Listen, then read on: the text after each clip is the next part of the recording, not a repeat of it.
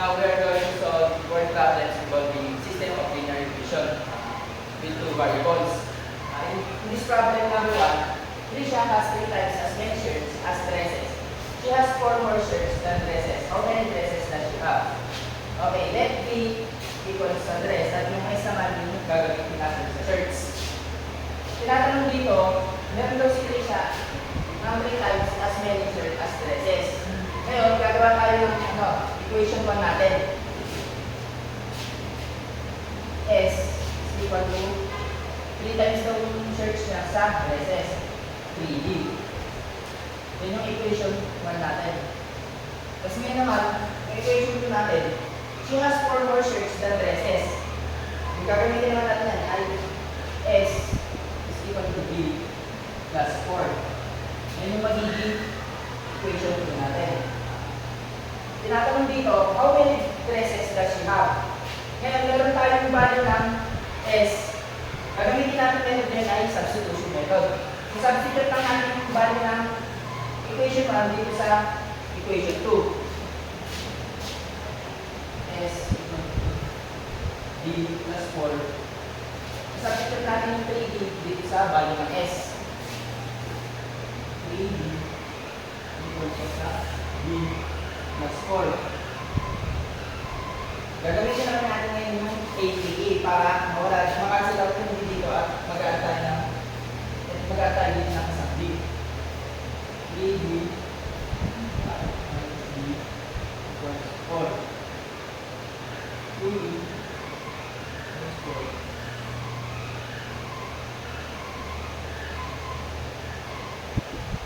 Ngayon nakuha na natin ngayon yung dress niya using the substitution method. 3D equals D plus 4. Substitute natin yung value ng S. 3D. Ngayon gagawin natin yung APE. 3D minus D equals 4. 3D minus D magiging 2D equals 4. Divide natin sa both side by 2 kaya magiging D equals 2. Kaya yung dress niya, meron siya kayong 2 dresses. Ngayon, kung gusto yung maharap yung value ng shirts, sa-substitute naman natin yung D dito sa equation 2. S equal to D plus 4. 2 plus 4. Ngayon, meron siya ngayong 6 shirts. Ito naman sa problem number 2. Ticket for school day costs 5 pesos for student and 10 pesos for adults. On opening night, the total ticket sales were 1,710 pesos. The number of adult tickets sold was 40 less than twice the number of student tickets sold. How many of each type of ticket were sold? Let S be the student and let A be the adults. Ngayon, analyze natin yung question. Ticket for the school day costs 5 pesos per student and 10 pesos per adults. On opening night, the total ticket sales were 1,700. Kaya yung magiging equation pa natin is 5S plus 10A equal to 1,700. Ngayon naman, the number of adult tickets sold was 40 less than twice the number of student tickets sold. Ang mangyayari dyan ay A equals 2S plus minus 40. Ito yung equation 1 natin at equation 2. Ngayon, makikita natin na meron agad tayong value ng A. Kaya gagamitin na lang natin dito yung substitution method. So, substitute natin yung value ng A dito sa equation 2 sa equation. Meron na tayong value ng A.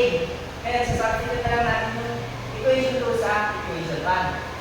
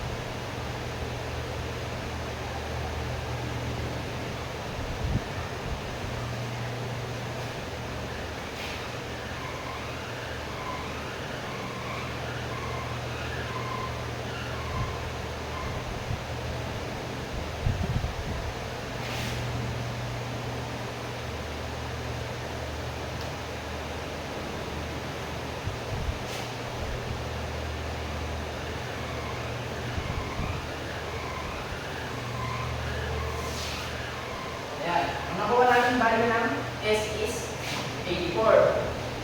Ngayon, meron na tayong value ng S. Pwede na natin kung i-substitute sa equation 2 para makuha natin yung value ng A.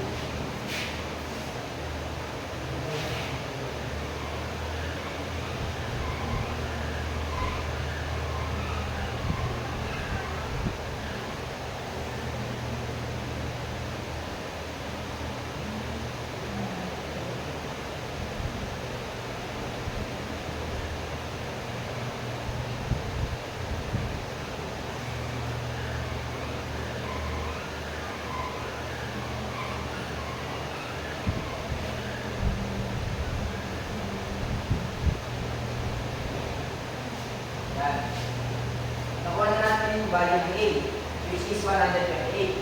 Tinatanong dito, how many of each type of ticket will solve ka? Therefore, the solve ticket for student is 84 and the solve ticket for adult is 128. Now, let's proceed of the word problem of system of linear equation, including 3 variables. Okay, sa problem natin dito, Taylor, Lydia, and Selena go to a candy store. Taylor buy 3 lollipops, 1 bumper, and 1 chocolate candies, and spend 11 pesos. Lydia buys 4 lollipops, 2 bumpers, and 3 chocolate candies, and spend 20 pesos. Selena buys 6 lollipops, 2 bumpers, and 4 chocolate candies, spend 26 pesos. How much does each type of candy cost? Okay, let X be the cost of lollipops, Y naman is cost of bumpers, and Z naman yung cost of chocolate candy. First, analyze muna natin kung paano tayo makakagawa ng equation. Para sa equation 1 natin, Taylor buys 3 lollipops, 1 gummy bear, and 1 chocolate candies. Dx plus Y plus C equal to 11. Para naman sa equation 2 natin, Lydia buys 4 lollipops, 4x, plus 2 gummy bears, 2y, plus 3 chocolate candies, 2z. Expend naman siya ng 20. And the last equation is Selena buys 6 lollipops, 2 gummy bears, and 4 chocolate candies, spend 26 pesos. 6x plus 4y plus 2y plus 2y plus 4c equals to 26. Ngayon, meron na tayong equation 1, equation 2, at equation 3. Tinatanong dito, how much does each type of candy cost? Ngayon, gagawin natin ang elimination method tayo. Gagamitin natin yung equation 1 at equation 2. At yung aalisin natin ngayon dito ay yung y. Yung multiply natin ng negative 2, equation 1 plus equation 2. Negative 2 times 3 is negative 6x minus 2y minus 2z equal to negative 22. Now, kakapin natin yung equation 2. 4x plus 2y plus 3z equal to 20. Add natin, 6x plus 4x is negative 2x, cancel, plus z equals na sa negative 2. Meron na tayong equation 4. For equation 5, gagamitin naman natin yung equation 2 at equation 3. I-negative lang natin yung equation 2 para makancel out natin yung y dito. Negative equation 2 plus equation 3. Negative 4x minus 2y minus 3z equal to negative 20. Karapin natin ngayon yung equation 3. 6x plus 2y plus 4z yun siya sa 26. Ngayon, ang natin 2x cancel plus z equal siya sa 6 6. Ano na tayong equation? 5. Ngayon, kukunin natin yung value ng x using the equation 4 and equation 5. Gagawin lang natin itong negative para makasa natin yung z. Negative equation 4 plus equation 5. 2x minus z equals 2. Mas kakaroon natin yung equation 5. 2x plus z equals 6. Ngayon, 4x cancel equals 8. Divide natin both side by 4 para makancel natin yung 4 at patira yung x. X is equal to 2. Ngayon, meron na tayong value ng x. Substitute naman natin yung value ng x kahit saan dito sa equation 5 or equation 4 para makuha natin yung value ng z. Ito na lang yung gamitin natin para magalit positive. First, para masolve natin yung z, gamitin natin yung equation 5. 2x plus z equals 6. Substitute natin yung nakuha natin value ng x. 2 times 2 plus z equals 6. 2 times 2 is 4 plus z equals 6. Using the 80, z is equal to 6 minus 4. Z is equal to 2. Meron na tayong value ng z at value ng x. Ngayon, balik tayo rin sa equation 1 to 3. Hindi lang tayo gagamitin natin yan para makuha natin yung value ng y. Gamitin natin yung equation 1. 3x plus y plus z is equal to 11. Substitute natin yung value ng x, which is 2, plus y, at yung value ng z ay 2, equals 11. 3 times 2, 6, plus y, plus 2 equals 11. 6 plus 2, 8, plus y equals 11. Using APA, y equals 11 minus 8, y is equal to 3. Yan. Meron na tayong value ng x, y, and z. Therefore, the cost of lollipops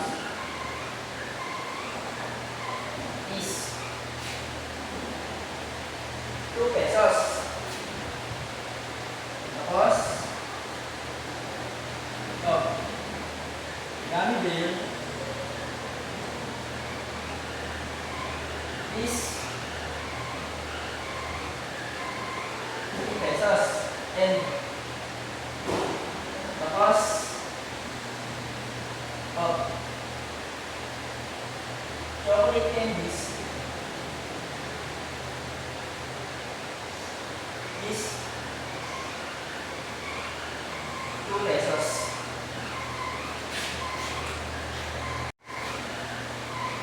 Okay, let's proceed to the last one problem of the system of linear equation, including 3 variables.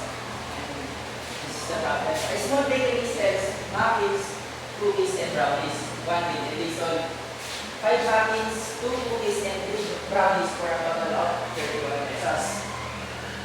3 muffins, 4 cookies, and 1 brownies for a total of 23 pesos. 2 muffins, 1 cookies, and 2 brownies for a total of 70 pesos. What is the price of each muffin, cookies, and brownies? Okay, first we need to analyze the question. And let n is equal to cost of muffins. And c, let me see, cost of cookies. And B is for brownies.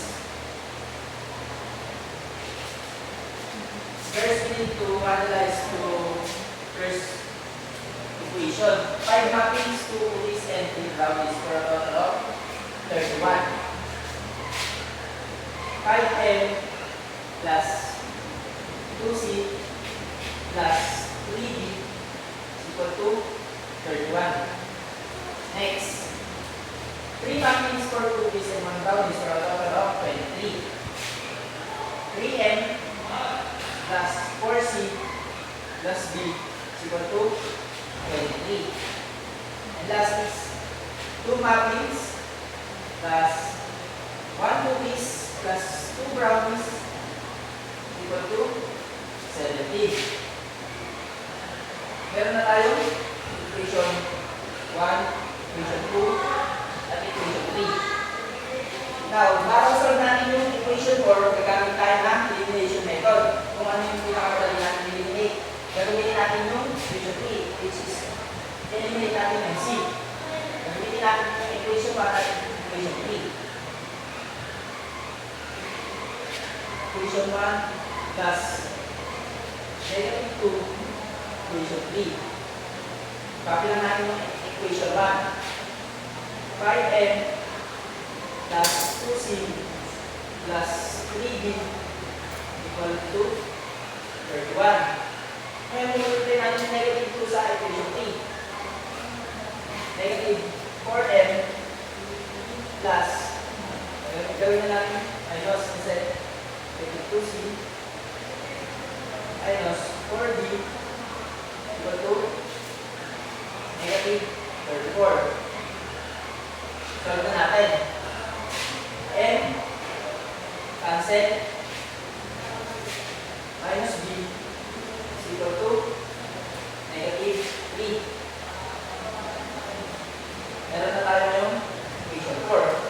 Ngayon naman, gagawin tayo ng equation 5. Kung yung cancel natin dito, hindi nung gagawin natin cancel. Ito gagawin naman natin yung equation 2 at equation 3. Equation 2. Meron natin sa negative 4, equation 3. Copy natin yung equation 2.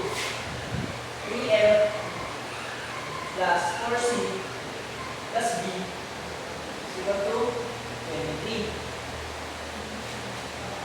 Negative 8m minus 4c minus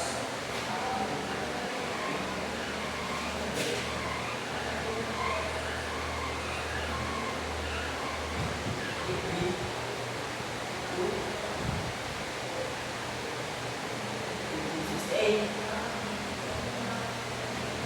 Yan. Negative 5m cancel. Negative 7b equal to negative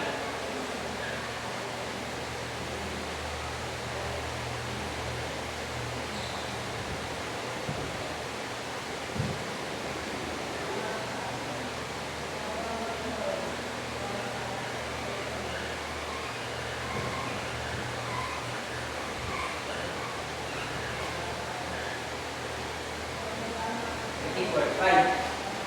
Yan, meron na tayong equation 5. Para makuha natin yung x, kakansel natin ngayon yung b. Multiply natin yung equation 4 sa negative 7.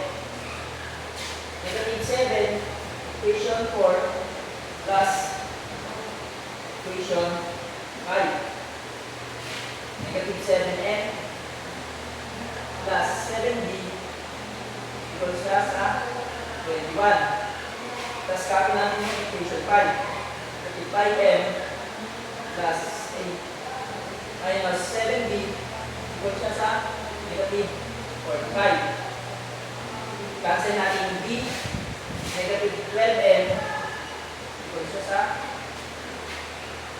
negative 24. Ngayon, divide natin both side by negative 12 para makancel natin yung 12 at natira na lang yung m. Ngayon, meron na tayong value ng n, which is 2. Ngayon, sasubstitute natin yung n sa equation 4 or equation 5. Ibigay lang tayo ng mas madaling variable, which is equation 4. m minus b equals to negative 3. Di ba yung m natin ay 2 minus b negative 3. Negative b equals to negative 3 minus 2 Ngayon, ibigay natin both sides by negative 1 para malis natin yung negative side. Kaya yung b equal siya sa 5. Meron na tayong value ng m at value ng b. Ngayon naman, balik tayo dito sa una natin equation. So, substitute natin yung m at b dito sa equation 1. Write muna natin yung equation 1. 5m plus 2c plus 3b equal to 31. 5 by 2 plus 2c plus 3 5 tama. 8 times 2 is 10 plus 2c plus 15 plus 2 31. 10 times 10 plus 15 is 35 plus 2c plus 2 31. Nagamit tayo ng APE para makasin natin yung 35 dito. 2c equals siya sa 31 minus 25. Or 2c equals siya sa 6. Ngayon naman, divide natin both side by 2 para makasin natin yung 2 at matira na kasi 6. c is equal to 3. Yan, meron tayo yung value. Ngayon naman gagawa tayo ng inclusion. Therefore, the cost of having is